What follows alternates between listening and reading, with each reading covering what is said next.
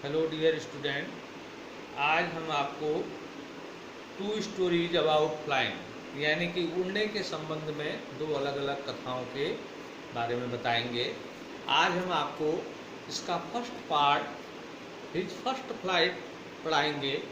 इसके दो पार्ट हैं, दूसरा पार्ट बाद में पढ़ाया जाएगा। आज पहले आप इस कॉपी में प्रश्न उत्तर करने से पूर्व आप इन कठिन वर्डों को, डिफ़िकल्ट वर्ड्स को अपनी कॉपी पर उतार लें। उसके पश्चात मैं आपको सारांश इसका बताने जा रहा हूँ। कल इसके क्वेश्चन आंसर कराएंगे फर्स्ट भाग के। तो इसकी कहानी इस प्रकार है कि एक समुद्री बत्तख का बच्चा अपनी शिलाफलक पर पिछले 24 घंटे से अकेला है और पिछली शाम उसके भाई बहन शिलाफलक पर दौड़ लगाते हुए उन्होंने उछाल मारी और वह हवा में कलाबाजी करते हुए उड़ गए और उसके मम्मी पापा भी उड़ गए। जबकि उसने उस पर इतना पर्याप्त साहस नहीं था। वह कुछ दूरी तक दौड़ा, अचानक ही उसके दिमाग में आया कि उसके पंख उसका सपोर्ट नहीं करेंगे और वह नीचे शिलाफलक से नीचे समुद्र पर गिर जाएगा। और वह साहस नहीं जुटा पाया और इसलिए चुपचाप सिर झुकाए वापस शिलाफलक के अंदर, जहां वह पिछली रात्रि सोया था, वहां चला गया। जबकि उसकी माँ और उसकी पिताजी जो है उसको उलाहना देते रहे और उसे कहते रहे, भैया तू नहीं उड़ेगा, तू यहाँ भूखे मरेगा। और अगले सुबह सूरज की रोशनी के साथ जब वह शिलाफलक पर सूरज की प्रकाश टकराया, उसका जो शिलाफलक का जो सिरा था वह दाहिनी ओर खुलता था, जिससे उसको गर्मी महसूस हुई और वह शिलाफलक से बाहर आया और उसने एक टांग ऊपर उठाई और एक टांग पर खड़ा होते हुए उसने सोने का बहाना किया। फिर भी उसके मम्मी पापा, उसके भाई बहन ने उसकी ओर ध्यान नहीं दिया। उसके भाई बहन जो है मछली खाकर अपना सिर जो है पंखों में छिपाए हुए झपकी ले रहे थे, जबकि उसके पिताजी अपनी चोंच से अपने पंखों को संवार रहे थे। एक मात्र उसकी माँ थी जो उसकी ओर देख रही थी।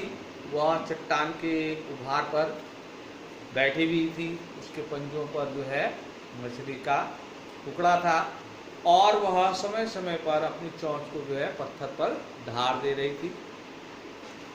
मछली को इस प्रकार अपनी चोंच से फाड़ना उस सीगल को बड़ा प्रिय था, तो उसने भूख के मारे उसने अपनी माँ से प्रार्थना की कि वह मछली का टुकड़ा लेकर उसके पास आए और उसने जोर से आवाज़ दी। तो उसकी माँ ने प्रत्युत्तर में उसको उलाहना दी और देखा कि कुछ देर पश्चात उसकी माँ मछली के टुकड़े को चोंच में फंसाए हुए उसकी ओर उड़कर आने लगी और वह हर्ष से चिल्लाया, प्रसन्नता से चिल्लाया।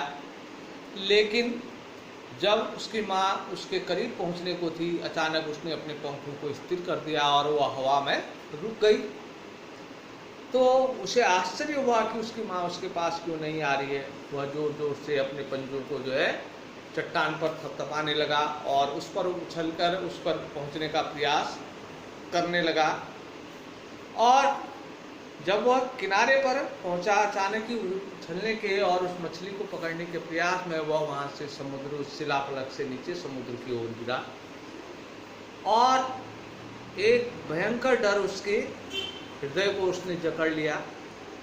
तो कुछ देर वह सिर के बल नीचे गिरता रहा, तब उसे अचानक ही उसके पंख बाहर की ओर निकले और उसकी जो हवा थी वह उसके पेट से टकराई और उसके पंखों से टकराई। अब वह नीचे की ओर सिर के बल नहीं गिर रहा था, वह पंख फैला के उड़ रहा था और धीरे धीरे उसने और पंख फैलाए और ऊंचाई पर उड़ गया और वह खुशी से मारे चिल्लाया। उसके लिए यह एक नया अनुभव था।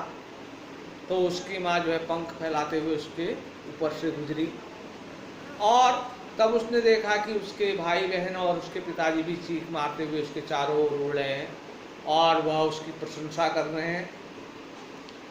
उसके लिए भी यह एक नया अनुभव था। वह चीख मारते हुए चिल्लाया खुशी के मारे चिल्लाया।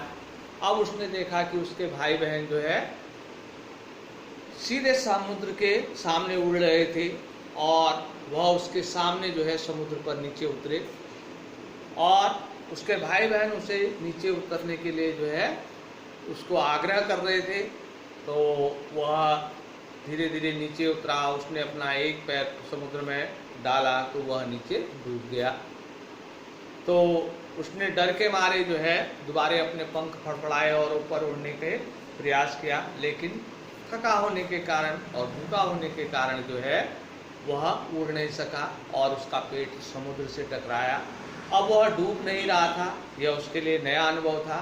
तो उसके भाई बहन उसकी प्रशंसा कर रहे थे और उसके पिताजी और उसके भाई उसके लिए मछली के टुकड़े ऑफर कर रहे थे, उसको दे रहे थे और पूरा परिवार प्रसन्नता से वहाँ पर इकट्ठा था।